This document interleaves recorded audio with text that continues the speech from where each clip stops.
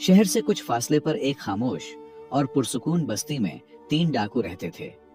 उनकी चालाकी ये थी कि वो आम लोगों की तरह नजर आते थे।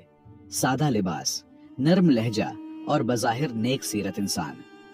बस्ती के लोग उनको शरीफ और नेक समझते थे, यहाँ तक कि उनके अपने घर वाले भी उनके असल चेहरे से नावाकिफ थे। मगर हकीकत ये थी कि वो तीनों रात के अंधेरे में दूर दराज इलाकों में चोरी करने निकलते और चोरी मुकम्मल करने के बाद सुबह होने से पहले वापस अपनी बस्ती लौट आते। ये तीनों न सिर्फ चोर थे बल्कि पक्के दोस्त भी थे। उनकी दोस्ती ऐसी थी कि दुख सुख में एक दूसरे का हाथ कभी नहीं छोड़ते थे। कोई मुश्किल आती तो तीनों मिलकर उसका सामना करते। वो एक दूसरे पर भरोसा करते और हर हाल में एक दूसरे के साथ खड़े रहते। उनके दरमियान ऐसी हम आहंगी थी कि जैसे दिल के 3 टुकड़े जो कभी अलग ना हो। एक दिन तीनों दोस्तों ने आपस में बैठकर एक नया मंसूबा बनाया। उन्होंने सुना था कि एक दूर दराज इलाके में बहुत अमीर लोग बसते हैं, जिनके घरों में सोना, चांदी और कीमती चीजें भरी हुई हैं। उनके दिल में लालच जाग उठा। उन्होंने सोचा कि अगर वहाँ एक भी बड़ा डाका डाला जाए तो एक ही रात में किस्मत बदल सकती है। न फिर छोटी छोटी चोरियां करनी पड़ेंगी, न हर रात का खतरा मोल लेना पड़ेगा।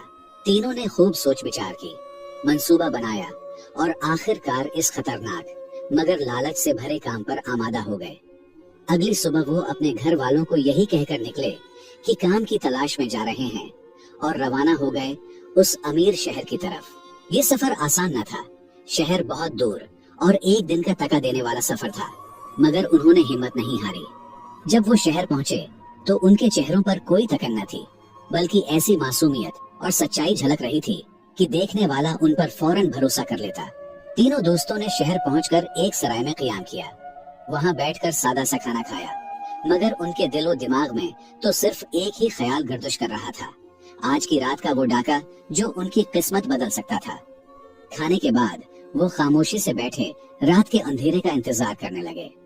वक्त गुजरता रहा, सूरज गुरूब हुआ और आसमान पर तारीकी छा गई। जब रात गहरी हो गई और सन्नाटा छा गया तो वो तीनों आहिस्ता से उठे और अपने बनाए गए मंसूबे के मुताबिक एक मखसूस घर की तरफ रवाना हुए। उन्होंने पहले ही दिन के वक्त उसे दूर से देखा था। ये एक पुराना मगर अमीराना घर लगता था। उन्होंने खामोशी से उसका इहाता किया, चारों तरफ का जायजा लिया और गौर से सुना कि अंदर कितने लोग हैं। थोड़े इंतजार और जांच पड़ताल के बाद अंदाजा हुआ कि घर में ज्यादा अफराद नहीं हैं और यही वक्त मुनासिब है डाका डालने के लिए। वो आहिस्तगी से दरवाजा खोलकर अंदर दाखिल हो गए। हर कदम पर उनकी नजरें हरकत कर रही थी। दिल धड़क रहा था, मगर वो पुरएतिमाद थे। वो पैसे, ज़ेवरात और कीमती सामान तलाश करने लगे।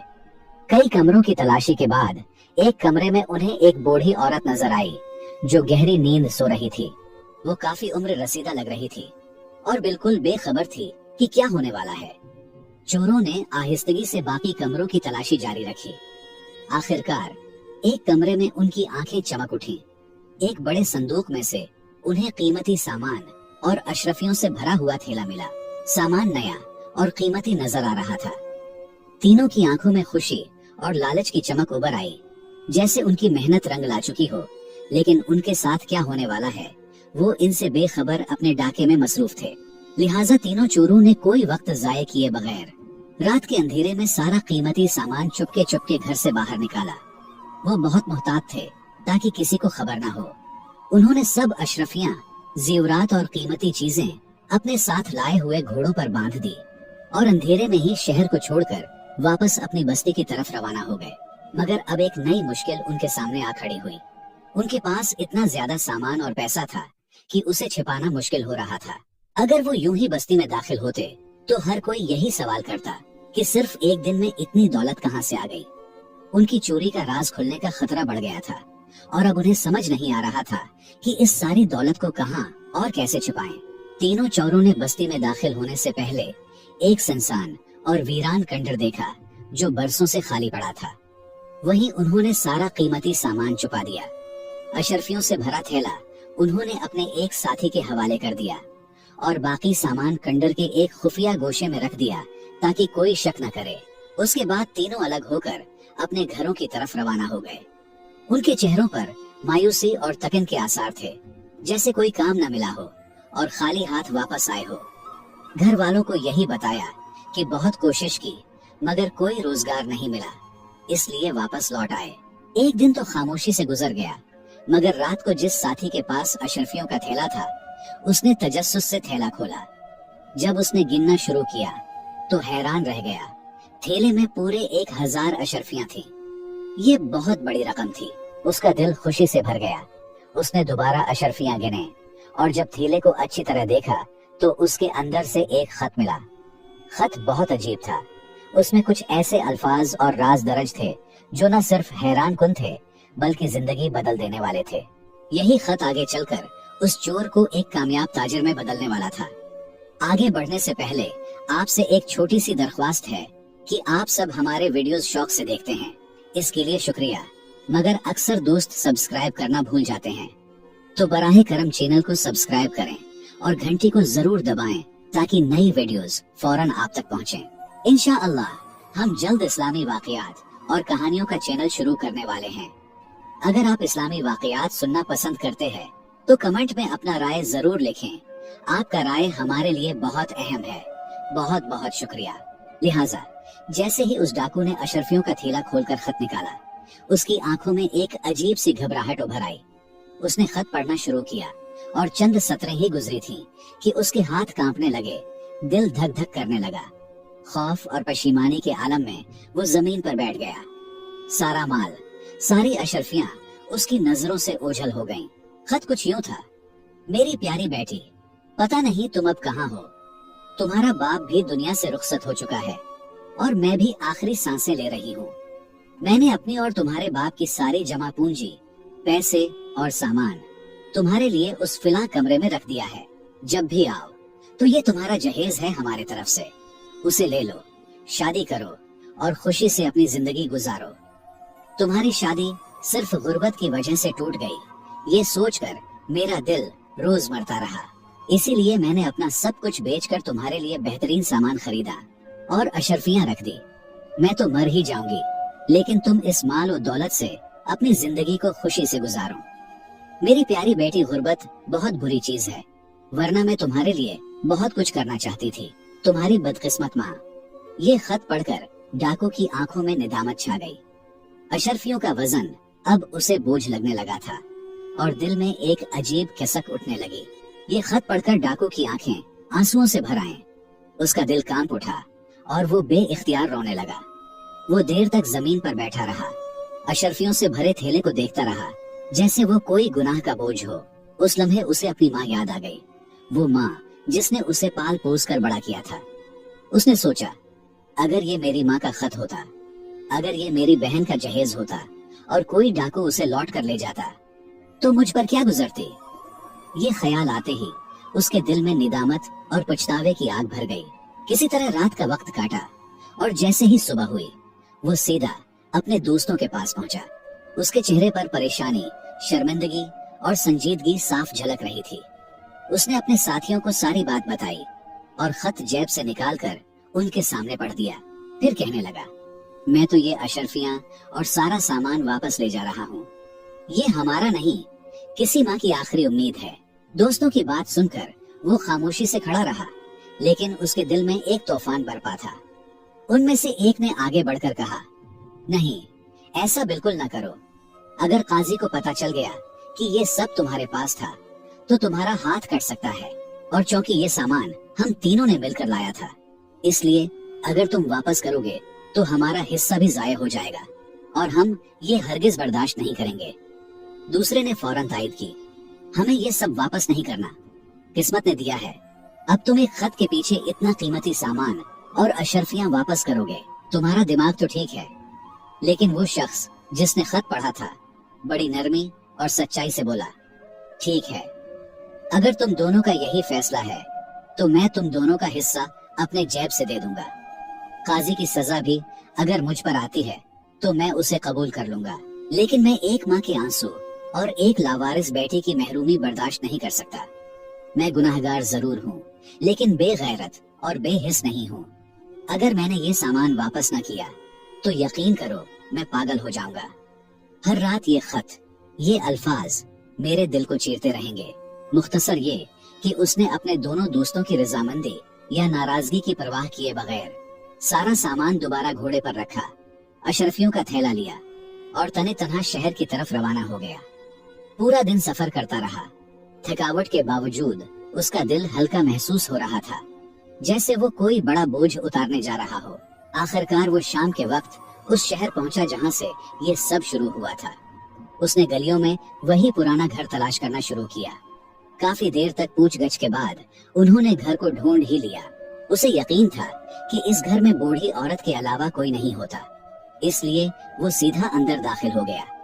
مگر جیسے ہی قدم اندر رکھا، ایک کمرے سے کسی لڑکی کے رونے کی آواز سنائی دی۔ اس کے دل میں خوف پیدا ہوا کہ یہ کیا ماجرا ہے۔ جب وہ آہستہ آہستہ اندر گیا تو دیکھا کہ بوڑھی عورت اب اس دنیا میں نہیں رہی تھی، وہ انتقال کر چکی تھی۔ کمرے میں جو لڑکی زارو قطار رو رہی تھی، اسے دیکھ کر اس نے سوچا کہ شاید یہی وہ لڑکی ہے جس کے لیے خط لکھا گیا تھا۔ لیکن جانچ کے بعد پتا چلا کہ یہ لڑکی بوڑھی عورت کی بیٹی نہیں بلکہ ایک پڑوسن ہے جو مرنے والی کی واحد خبرگیر تھی۔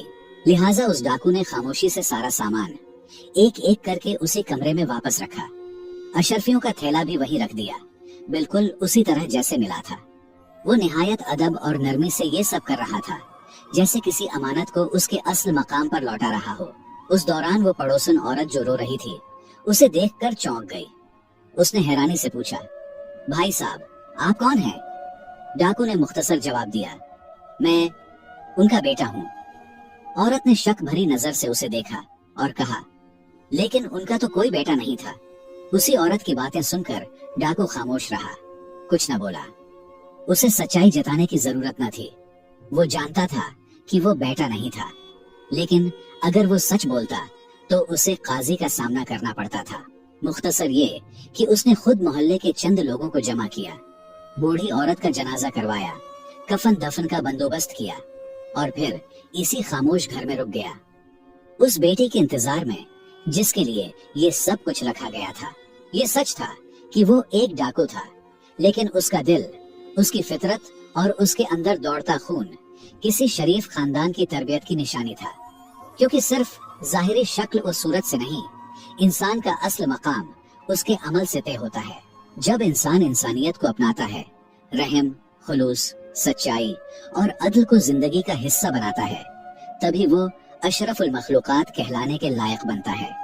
ورنہ اگر وہ برائی پر ڈٹا رہے، ظلم اور خود غرضی میں گرا رہے، تو وہ جانوروں سے بھی بدتر ہو جاتا ہے۔ لہٰذا وہ ڈاکو اسی گھر میں رہنے لگا، خاموش، سادہ اور خام خیالوں میں ڈوبا رہتا۔ اسے اب صرف اس لڑکی کا انتظار تھا جس کے لیے یہ سب سامان اور امانت تھی۔ وہ روز دروازے کی طرف دیکھتا، محلے والوں سے پوچھتا، لیکن کوئی خبر نہ ملتی۔ چند ہی دن گزرے تھے کہ ایک دن اچانک ایک خوبصورت، پریشان حال لڑکی گھر میں داخل ہوئی۔ جو ہی اس نے کمرے میں اجنبی کو بیٹھے دیکھا، چیخنے لگی، تم کون ہو؟ میری ماں کہاں ہے؟ اور میرے ابا؟ ڈاکو نے دھیمے لہجے میں جواب دیا، میں ایک اجنبی ہوں۔ تمہاری ماں کافی بیمار تھیں اور چند دن پہلے انتقال کر گئیں۔ اس سے پہلے مجھے معلوم ہوا کہ تمہارے والد بھی فوت ہو چکے ہیں۔ یہ سن کر لڑکی جیسے ٹوٹ گئی، اس کے آنسو رکنے کا نام ہی نہیں لے رہی تھی۔ وہ شدت غم سے چیخ چیخ کر رونے لگی۔ اس کی حالت دیکھ کر ڈاکو کا دل بھر آیا، مگر اس نے دل مضبوط کر کے اسے تسلی دی اور کہا، موت ایک حقیقت ہے، ہر کسی کو آنی ہے۔ جب انسان بوڑھا ہو جاتا ہے تو دنیا سے رخصت ہی اس کا مقدر بنتی ہے، لیکن مجھے تم پر غصہ آ رہا ہے، تم نے انہیں اس حال میں کیوں چھوڑا؟ لڑکی خاموشی سے ڈاکو کی باتیں سنتی رہی۔ اس کی باتوں میں غصہ ضرور تھا، لیکن اس غصے میں انسانیت اور سچائی تھی۔ اس نے اس اجنبی کی آنکھوں میں جھانکا، اسے پہلی بار کسی غیر میں اپنا سا کوئی دکھ، اپنائیت اور درد محسوس ہوا۔ لڑکی نے نہایت نرم لہجے میں، جھکی نظریں اور لرزتی آواز کے ساتھ کہا، بھائی صاحب، میں دراصل اپنی ماں باپ کی مرضی سے 1 سال پہلے پھوپھی کے گھر دوسرے شہر گئی تھی۔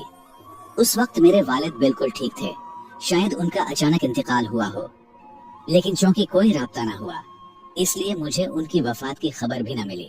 ڈاکو خاموشی سے سنتا رہا، پھر گہری سانس لی اور سچائی کا بوجھ اتارنے کے لیے سب کچھ صاف صاف بتا دیا۔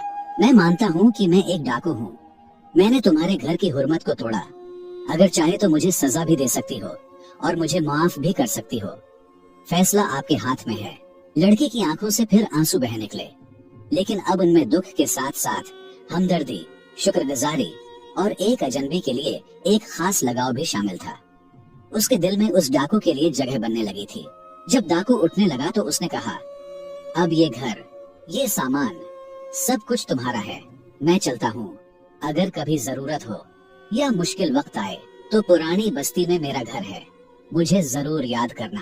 لڑکی فوراً بولی، نہیں، آپ مجھے اکیلا چھوڑ کر نہیں جا سکتے۔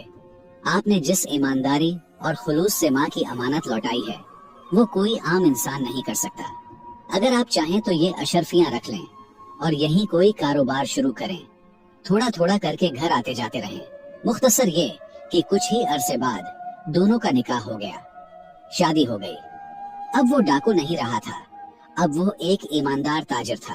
کچھ وقت بعد پرانی بستی سے اس کے دونوں پرانے دوست بھی ان کے گھر آئے۔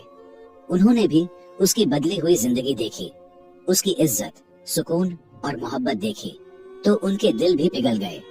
وہ بھی بدلنے کا فیصلہ کر بیٹھے اور حلال کاروبار میں اس کے ساتھ شامل ہو گئے، اور یوں ایک ڈاکو ایک امیر اور کامیاب تاجر بنا، اور اپنی ایمانداری کی وجہ سے اس نے وہ کچھ پا لیا جو کوئی سخت محنت سے بھی پا نہیں سکتا۔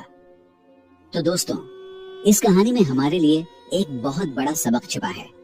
پہلا اور سب سے اہم سبق یہ ہے کہ انسان کو ہر حال میں انسانیت کو مقدم رکھنا چاہیے۔ اگر کہیں ایسا لگے کہ ہمارا فائدہ کسی اور کی تکلیف یا مجبوری پر ہو رہا ہے تو وہاں رک جانا ہی اصل غیرت اور انسانیت کی پہچان ہے۔ دوسرا سبق یہ ہے کہ ایمانداری اور دوسروں کی مدد کا صلہ اللہ تعالیٰ کئی گنا بڑھا کر دیتا ہے۔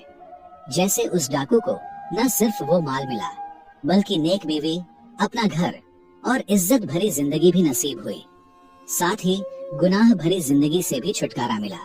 تیسرا اور سب سے بڑا سبق یہ ہے کہ اللہ کے خوف اور انسانیت کے ناطے اگر ہم کسی کے لیے دوا بنیں اور سچی توبہ کر کے گناہ چھوڑ دیں تو اللہ دنیا و آخرت دونوں میں ہماری عزت بڑھاتا ہے۔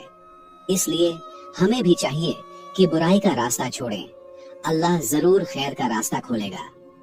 مجھے امید ہے کہ آپ نے اس کہانی سے بہت کچھ سیکھا ہوگا۔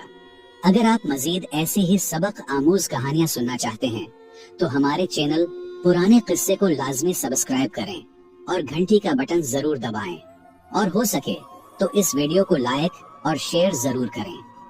آپ کے تعاون کا شکریہ۔